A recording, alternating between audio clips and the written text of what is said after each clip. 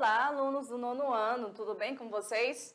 E aí, pessoal, vamos começar mais uma aula hoje para a gente animar o nosso dia, aprender e agregar mais conhecimentos para a gente. Gente, olha só, nossa aula de hoje, ela vai dar continuidade ao tema do trabalho. Lembram que a gente falou sobre algumas questões sobre trabalho, o que seria o significado da palavra trabalho, e aí a gente problematizou a questão do trabalho, essa evolução histórica que ocorreu, né, dentro da própria sociedade, como o trabalho era visto antes e como o trabalho é visto hoje, na contemporaneidade, né?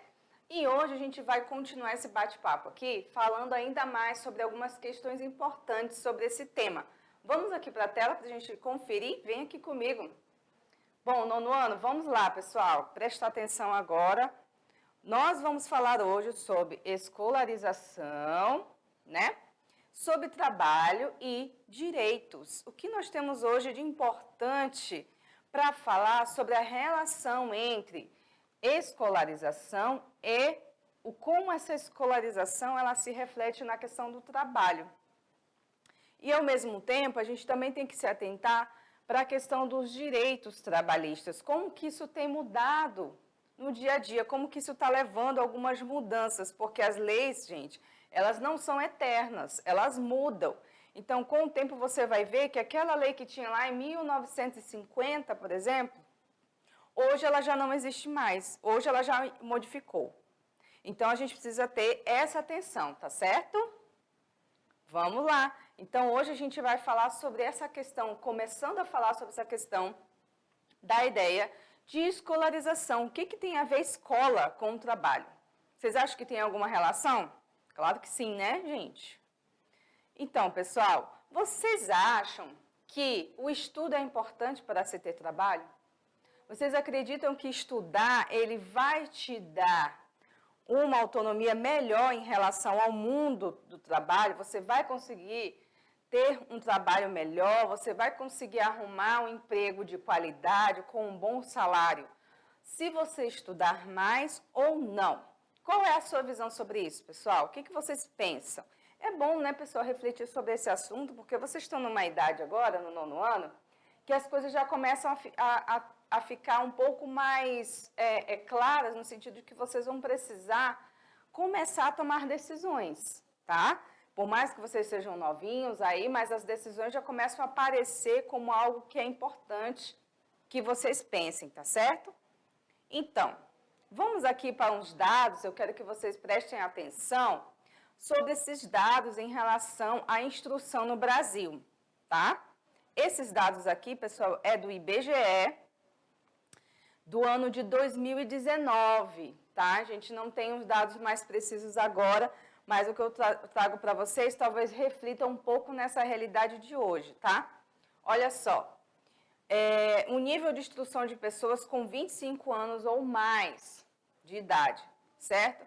Então, o que a gente tem no Brasil aqui?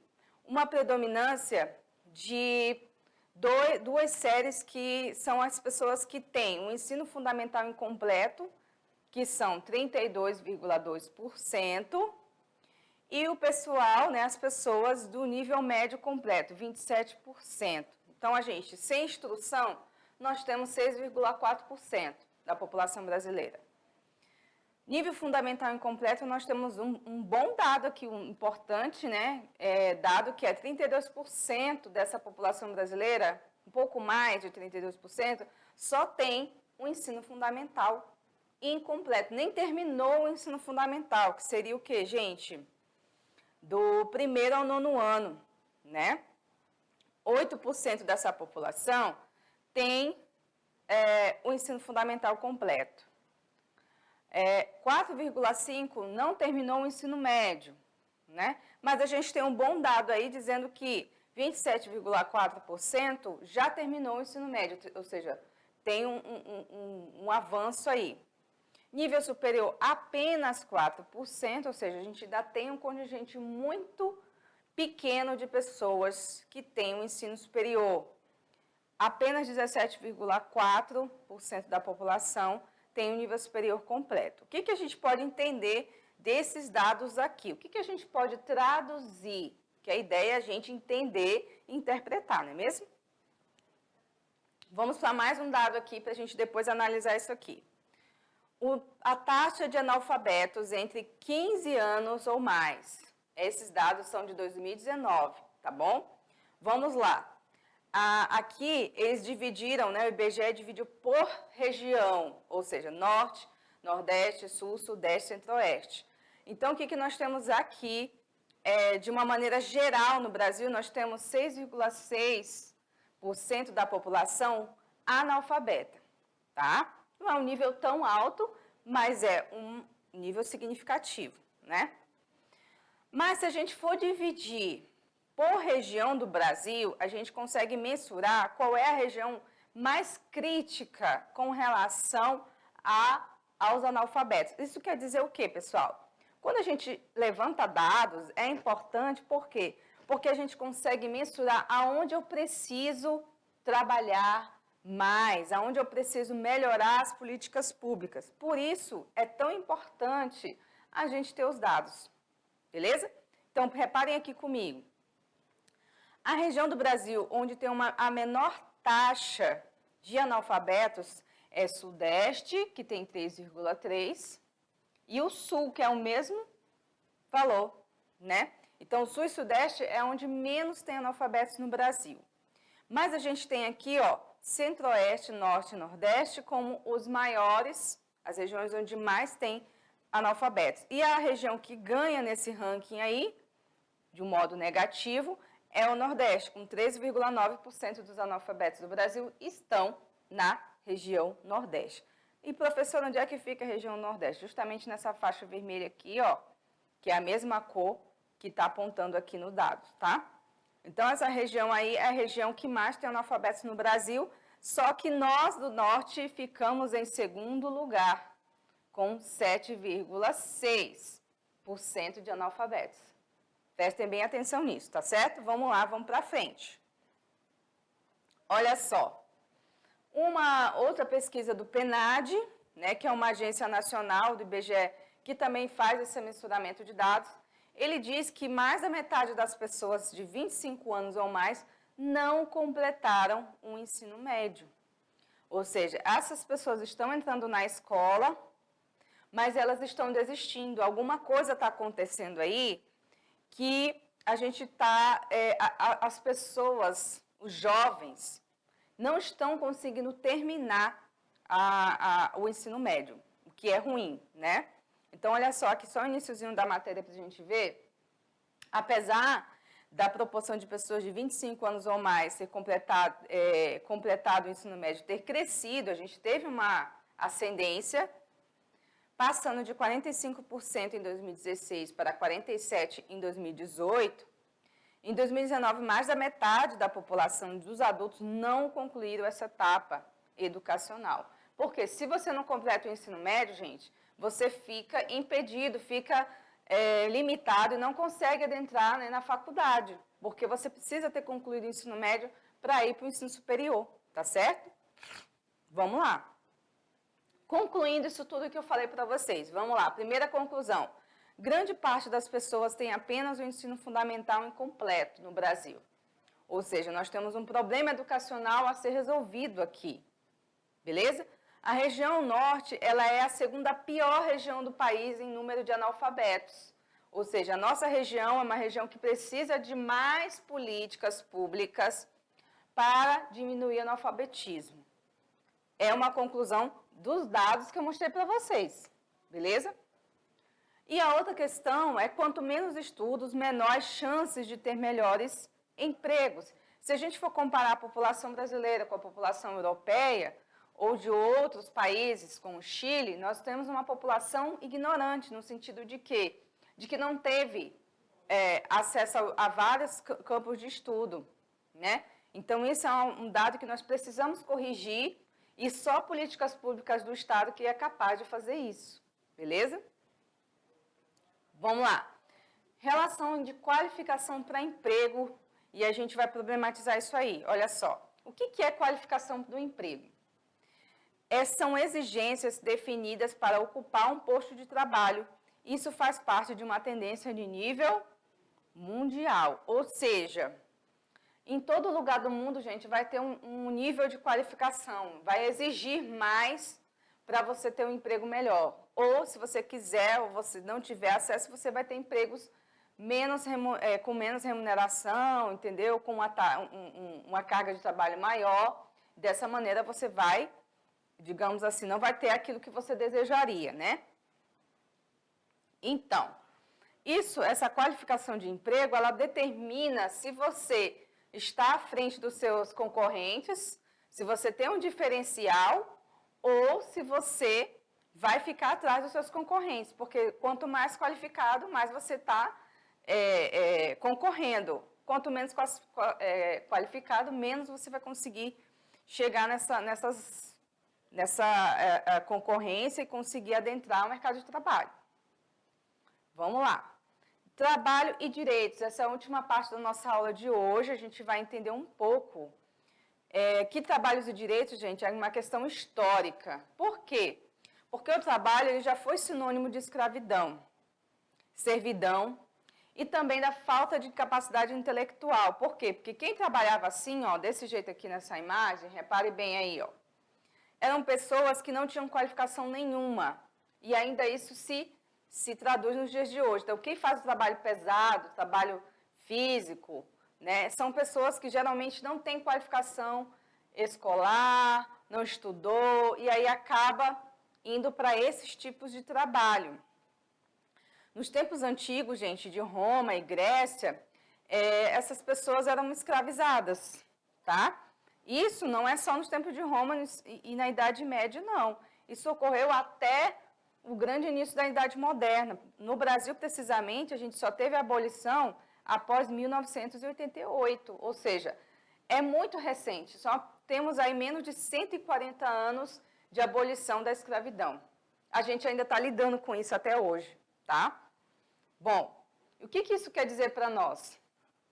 Que a partir do momento que a gente teve um desenvolvimento da indústria na Europa, aconteceu, então, o aparecimento de uma palavra que nós hoje conhecemos, que é o emprego, né? E o emprego, ele divide as pessoas entre patrão, aquele que contrata, e o empregado, que é aquele que vai prestar o seu serviço, vai trabalhar para o patrão, né? Então, isso fez com que dividisse algumas classes, né? Entre aquele que manda e aqueles que obedecem, como é o caso aqui dessa imagem, né? Então, essa relação é uma relação de conflito, às vezes, é uma relação que não é tão fácil. O que a gente pode verificar disso? Os movimentos sociais. Os primeiros movimentos sociais, pessoal, que surgiram no mundo têm a ver com trabalho, com emprego, e são lutas históricas, lutas que vieram e trouxeram muitas conquistas para a gente, certo? Então, no Brasil também nós tivemos lutas históricas. Esse movimento operário, que a gente chama agora de movimento trabalhista, né? Ele foi fortalecido entre os anos de 1917 e 1920, né? E como é que eles protestavam? Como é que acontecia essas revoltas, essa vontade de mudar, né, as relações de emprego, de trabalho? Era através das greves, né? Nessas greves, eram reivindicados direitos trabalhistas contra essa jornada exaustiva, que a gente não tinha regra. Hoje a gente tem uma regra, né, de 8 horas por dia, né? E as condições, não tinha salário família, não tinha FGTS, não tinha... Isso só veio acontecer, gente, lá no final da década de 20, década de 30, quando a gente teve, então, a partir lá do Getúlio Vargas, no Brasil, a CLT. E hoje a CLT, gente, já perdeu muita coisa lá do início. Por quê? Porque os movimentos, né, como eu disse para vocês, as leis elas vão mudando, então a classe política hoje, ela busca acabar com a CLT, né? Os ataques aos direitos trabalhistas, eles são permanentes. Eles não acabaram com a aprovação das leis. Pelo contrário, hoje a CLT já foi modificada em várias coisas, e se a gente não se atentar, a gente perde os nossos direitos. Então, uma conquista que foi lá na década de 30, hoje, não é mais a mesma coisa, tá? e essas jornadas insalubres, elas já se modificaram. Então, a gente precisa se atentar para isso, tá bom? Vamos lá. Então, em 1943, né, lá para a década de 40, a gente teve a consolidação das leis do trabalho, que é aquela que eu falei para vocês da CLT, né? Por isso que o 1º de maio, gente, é uma data tão importante, uma data histórica, né, para o mundo, para o Brasil. Então, houve uma reforma, várias reformas trabalhistas, e a última que nós tivemos, acho que se eu não me engano, foi esse ano, já outra reforma, que foi para o Congresso e foi aprovada. Teve uma reforma em 2017 que modificou vários pontos da CLT, tá? Que instalou o trabalho intermitente, várias outras coisas que, de certa forma, né, a terceirização do trabalho, que, de certa forma, nos prejudicou enquanto trabalhadores, enquanto operários. Por quê? Porque a gente vai perdendo cada vez mais direito quando essas reformas acontecem. Então, pessoal, a Organização Internacional do Trabalho, que é a OIT, ela é muito importante para verificar, fiscalizar e levantar os problemas que existem em relação ao trabalho do mundo. Mas a gente tem a OIT no Brasil, tá? Que faz um trabalho muito importante, que é combater o trabalho escravo, tá? Que ainda existe muito no país. Promover o diálogo entre empregados, empregadores e o Estado, com vistas a promover esse diálogo social. Eliminar o trabalho infantil, porque a gente ainda tem muito, gente, você não tem noção como isso ainda é muito presente na nossa sociedade. Promover as condições igualitárias de trabalho para homens e mulheres, a gente ainda tem divisões salariais, injustiças em relação à questão do trabalho e à questão da mulher. Inclusão de pessoas com deficiência. E, por último, inclusão dos portadores de HIV no mercado de trabalho, porque também é uma população, é um contingente social, uma galera que também sofre com essa questão, como é ligada a doença, à própria pessoa e o preconceito, né? Então, isso também é algo que precisa ser resolvido. Prestem atenção que é muito importante isso aqui, pessoal. Então, gente, é isso. Vocês perceberam aí que a questão do trabalho, ela perpassa por vários caminhos. A gente viu que é importante a gente entender as condições históricas das lutas sociais em relação aos nossos direitos, porque nós, historicamente, não é uma classe, o trabalhador, no geral, é explorado. E o que a gente tem que fazer junto ao Estado? Lutar para que os nossos direitos sejam garantidos, lutar para que a gente possa ter qualidade de vida, um salário digno, poder permanecer os nossos direitos, FGTS, 13º, férias, que são conquistas lá da década de 30 e de 40, que se a gente não prestar atenção, pessoal, tiram isso da gente. Então, a gente precisa saber dos nossos direitos. Você aí, que talvez ainda não trabalhe, mas logo, vocês estão no 9º ano, né? Logo, vocês vão estar no mercado de trabalho, vocês precisam ter noção disso, vocês precisam saber como é que é esse rolê aí da questão do trabalho, tá bom? Gente, a nossa aula termina por aqui, eu espero que vocês tenham gostado, curtido, aprendido, né? Que o mais importante é que vocês aprendam um pouquinho sobre isso, porque o tema é muito vasto, não dá pra gente falar de tudo, mas espero que vocês continuem estudando aí, tá bom? Até a próxima aula, pessoal, vejo vocês e até mais!